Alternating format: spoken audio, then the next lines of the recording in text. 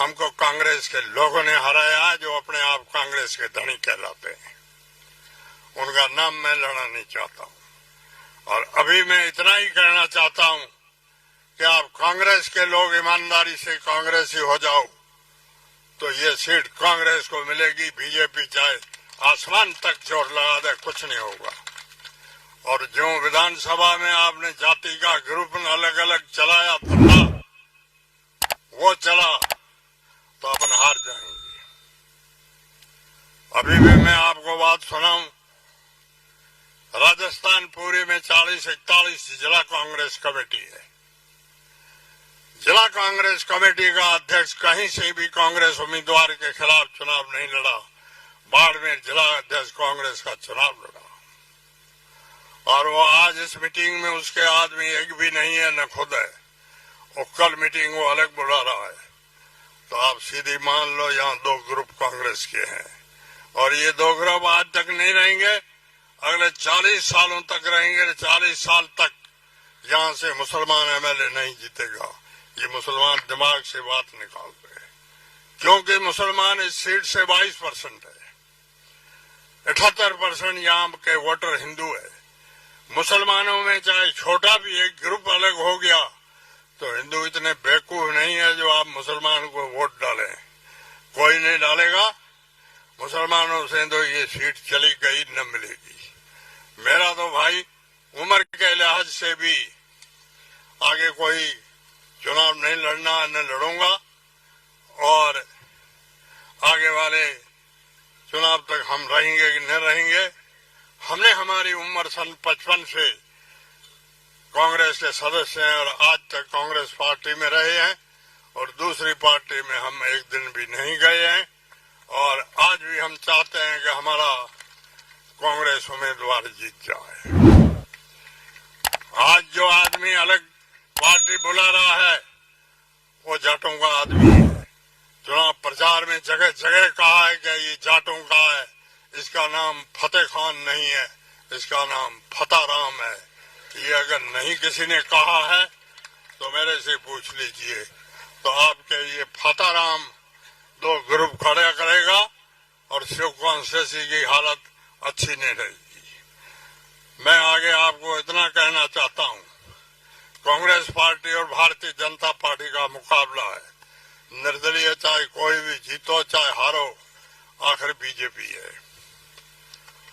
और यहाँ पर भारतीय जनता पार्टी को हमेशा वोट इकसाई होकर के केवल मुसलमान नहीं देते हैं, बाकी आप सब लोग देते हो।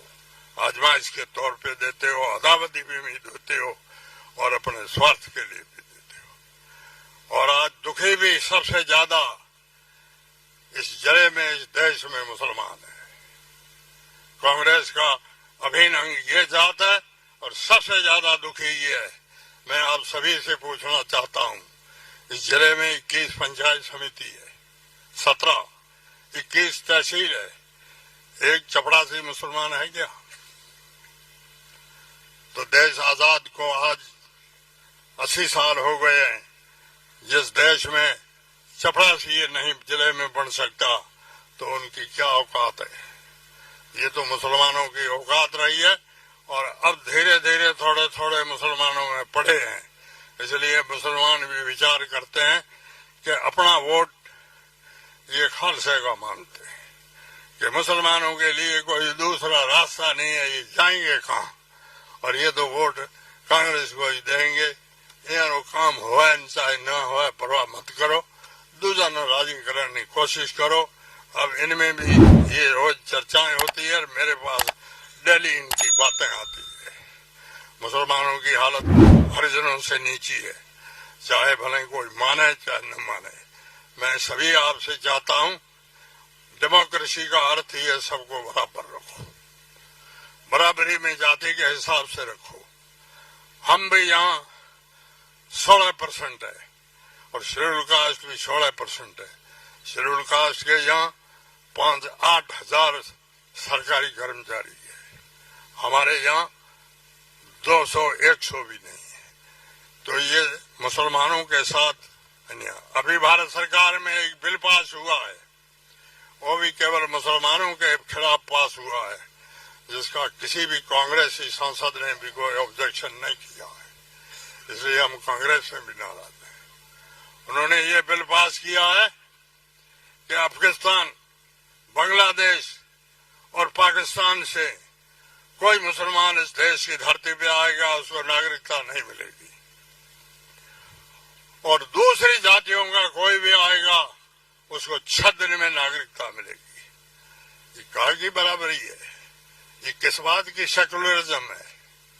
हाँ, ये तय कर लो दूसरे देशों से मुसलमानों की आबादी आकर के यहाँ ज्यादा नहीं बस जाए, तो उसके लिए इतना तो करो कि हिंदुस्तान का मर्द है और उसकी औरत अगर पाकिस्तान से लाई गई है तो उसकी नागरिकता के लिए रुकावट मत करो। मेरे गांव के पड़ोस में एक बूढ़िया गांव है, उसमें एक आदमी पाकिस्तान से शादी करके आया जिसको 24 साल हुए, उसको अभी तक नागरिकता नहीं मिली है। 4 उसके बच्चे हो गए, अब उसको आकर पाकिस्तान जाना पड़ेगा। कोई आदमी विचार नहीं करता है। तो मुसलमान जी में अपने आप किसी पर सुखी नहीं है, दुखी है। और मैं आप लोगों से इतना ही चाहूंगा, मेरे खिलाफ लगातार वोट 2 जाति देती है, एक तो शेड्यूल कास्ट देती है और एक जाट देते हैं।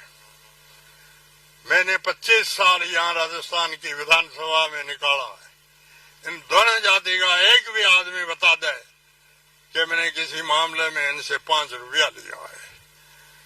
एक भी आदमी कोई बता दे कि मैंने इनके किसी गांव में विकास की कोई इकाई होने नहीं दी, रुका दी है।